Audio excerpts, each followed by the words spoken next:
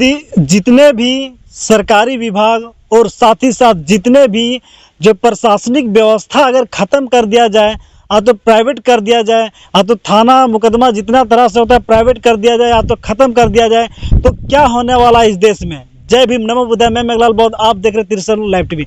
इस वक्त हमारे साथ कीर्ति बौद्ध जी उपस्थित है और ये संविधान का लोगों को हर जगह जागरूक करने का काम करते हैं, लोगों को बताते हैं, लोगों को समझाने का भी काम करते हैं, और दो को चैनल चलाते हैं। और इसके माध्यम से जितने भी आईपीसी, सीआरपीसी, जितने भी एक्ट है, अनुच्छेद है, जितने तरह से संविधान में लॉ कानून है, सभी तरह से लोगों को जागरूक करने का काम कर रहे हैं। लोगों को उनको संवैधानिक अधिकार क्या है और कानून संबंधित किस किस तरह का धारा अधिकार है, सभी चीज़ बताने का काम करते हैं। लेकिन आज जो बात होने वाला है, जो अभी हाल ही में कुछ बिल आने वाला है, जो सीआरपीसी और आईपीसी जो कानून धारा है उसमें बदलाव होने का चल रहा है प्रक्रिया। तो इसमें आप किस तरह से देखते हैं और क्या मामला है। नमो बुद्धाय, जय भीम, और सभी ऑडियंस को मेरी तरफ से नमो बुद्धाय, जय भीम, जय भारत, जय संविधान, जय विज्ञान। मेघलाल बौद्ध जी को बहुत बहुत धन्यवाद। अभी जो है शुक्रवार के दिन अभी मानसून सत्र चल रहा है, हर स्टेटों में भी चल रहा है, कहीं कहीं स्टेट में, और अभी केंद्र में भी चल रहा है। तो शुक्रवार के दिन में जो है, जो इस देश का जो केंद्रीय गृह मंत्री है अमित शाह जी जो है 3 ठो बिल लेके पहुंचे संसद भवन। और संसद भवन में जो है वो 3 विधेयक जो लेके गया था, वो लेके गया था कि इस देश में जो अंग्रेज के द्वारा जो बनाए गए कानून है, आईपीसी, इंडियन पिनल कोड, जिसको भारतीय दंड संहिता कहते हैं, ये कानून जो है लॉर्ड मैकाले के समय बनाया गया था 1860 में। हालांकि पूरा भारत में 1862 को ये लागू हुआ। तो इंडियन पिनल कोड को 1860 माना जाता है। और इस कानून को लॉर्ड मैकाले के समय इसलिए बनाया गया क्योंकि इस देश में जो प्रशासनिक व्यवस्था जो था वो उनके हाथ में था, शासन व्यवस्था। तो इस देश में किसी भी व्यक्ति अगर कोई अपराध करता है तो उस अपराध को किस तरह से उसको दंड दिया जाए, उसको कैसे अपराध, कौन सा किसी को गला रह दिया तो उसको अपराध का नाम क्या देंगे, तो उसको देंगे हम मर्डर, या तो उसको सजा कितना साल का, जितने भी जिस तरह का अत्याचार हो उसके अनुसार उसको, सभी अपराधियों को सजा देने के लिए मतलब कानून बनाया, जिस कानून का नाम था वो इंडियन पिनल कोड, भारतीय दंड संहिता, जिसमें आज भी भारत के अंदर इसी कानून के तहत चल रही है। तो ये कानून के ऊपर एक हो गया एक सीआरपीसी जिसको कहते हैं क्रिमिनल प्रोसीजर कोड, भारतीय दंड प्रक्रिया संहिता, जिसके माध्यम से पुलिस भी काम करता है, मजिस्ट्रेट भी काम करता है, जज भी काम करता है। एक कानून है वो जो अभी तक चल रहा है, जो कानून बना 1862 में बना, 72 में बना, वो कानून है इंडियन एविडेंस एक्ट, जिसको हम लोग बोलते हैं भारतीय साक्ष्य अधिनियम। ये 1872 को बना है। इस तीनों कानून के तहत किसी भी अपराधी को सजा दिया जाता है। मान लीजिए सपोज दैट कोई व्यक्ति किसी को मर्डर कर दिया, तो मर्डर करने के लिए वहाँ आईपीसी लगाया जाएगा, और उसको कब कोर्ट बुलाया जाएगा, कब उसके लिए जो अरेस्ट वारंट देगा, वो सीआरपीसी के तहत किया जाता है, जो मजिस्ट्रेट उसके ऊपर आधार पे काम करता है। कब उसको बेल के लिए बुलाया जाता है, कब उसको पेशी के लिए बुलाया जाएगा, ये टोटल जो कोर्ट काम करता है वो सीआरपीसी के तहत काम करता है। पुलिस जो काम करता है इंडियन पिनल कोड के तहत काम करता है।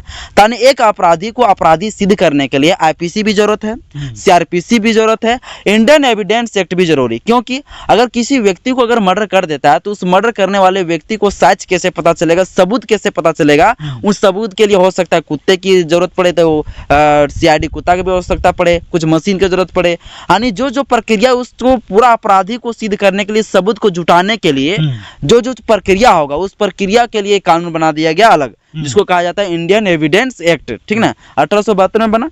सीआरपीसी 1898 में बना था ये कानून। हालांकि 1888 में बन गया था, लेकिन 1898 में पूरा सीआरपीसी सेक्शन लागू हुआ था पूरा इंडिया के लिए।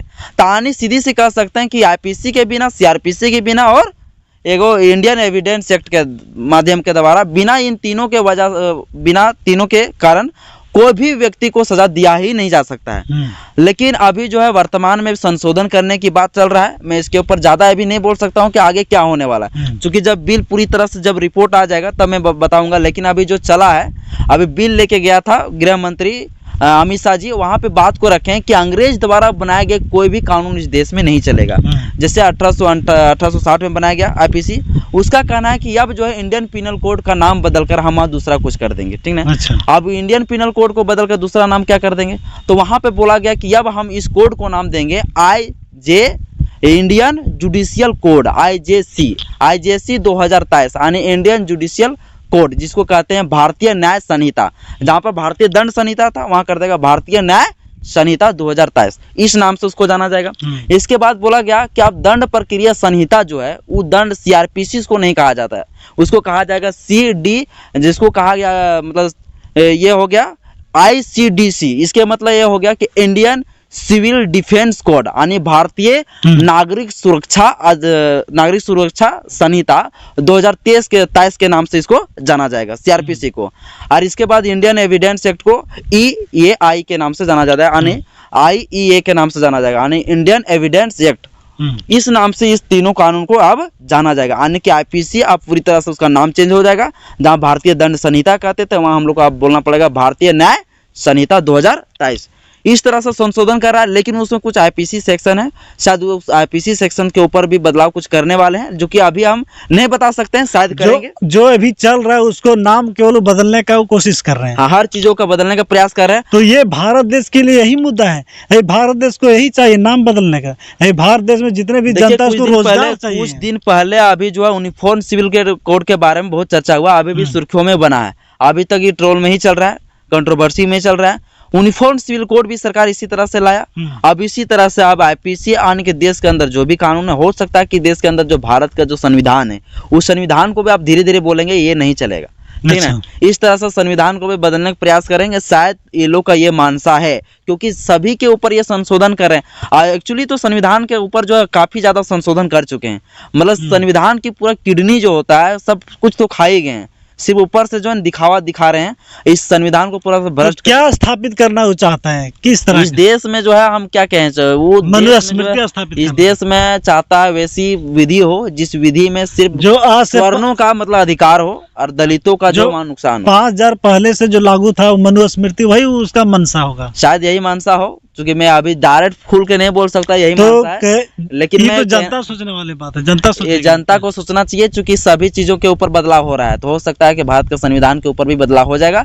एक्चुअली मैंने कल देखा था, एक वीडियो देखा था जो कि ग्रुप में आए थे, शायद सर ही शेयर किए थे, देखा था उसमें कि नया संविधान भी लिखा के रेडी हो गया है, न्यू संविधान भी बन चुका है, न्यू कॉन्स्टिट्यूशन भी बन चुका है। शायद जब 2024 में जब प्रधानमंत्री फिर बन जाएंगे हमारे बीजेपी का, तो हमको लगता है वो संविधान लागू होने वाला है। तो जनता को अब क्या मैसेज है जनता में, जैसे अभी जो संविधान है बाबा साहेब अम्बेडकर के द्वारा लिखा हुआ, उसमें समता, सुंदरता, बंधुता, सभी कानून और संविधान के नज़र में सब बराबर है, ये अधिकार है। जब आपका ये संविधान अगर समाप्त कर दिया जाए, खत्म, फिर मनुस्मृति लागू होगा। मनुस्मृति में क्या है कि आपका ऊंच नीच सब भेदभाव सब जो जोरों शोरों से चलने देता, आपको किस तरह से चाहिए। लास्ट में चलते चलते हमारे जनता को मैसेज आप क्या देना चाहते हैं?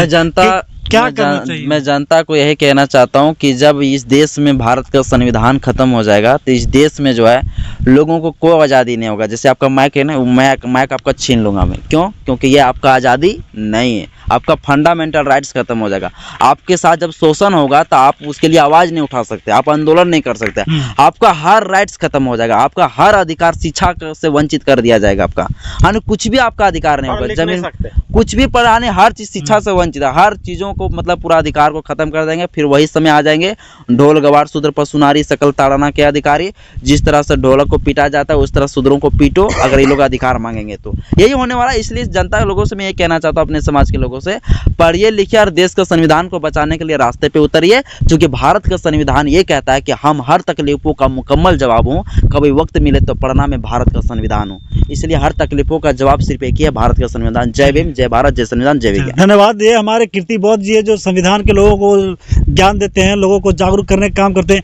इस विषय में आप क्या सोचते हैं? चूंकि अभी को जिस तरह हालात में, जिस तरह जनसंख्या बढ़ते गया, जिस तरह भारत देश बेरोजगारी और भुखमरी से गुजर रहा है, आज के समय में इस सरकार का ये मुद्दा होना चाहिए, ना कि ये चीज़ बदल के नामकरण बदलना, ये करना वो करना, ये कुछ भी मुद्दा नहीं। जब हर एक घर में हर एक को सभी का अगर रोजगार मिलने लगे और सभी तरह से चलने लगे तो ये मुद्दा छोड़ के इस तरह का आप देश को विकास कर सकते हैं, और नामकरण करने से आपको कुछ नहीं मिलने वाला है। इस विषय में आप क्या सोचते हैं? अभी जो इस तरह का बिल लाया जा रहा है नामकरण के लिए, इसके विषय में अपना कमेंट हमारे कमेंट बॉक्स में अवश्य प्रतिक्रिया दें, आपका इंतजार रहेगा। जय भीम।